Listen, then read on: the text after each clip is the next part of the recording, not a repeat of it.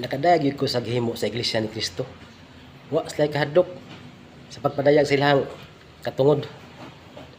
Ug mismo si Father Sean Obot diri sa Compostela Paris, nakadayag usab ug nakapangutana siya ang gagalingon og asa daw ang kadaguan sa simbahang Katoliko.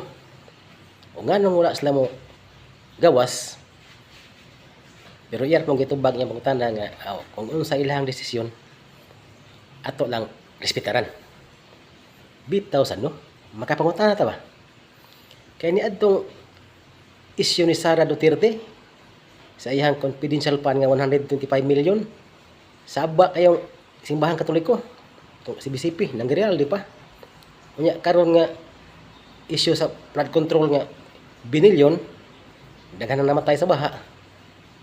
Mingaw pastirana. Ngano kahano?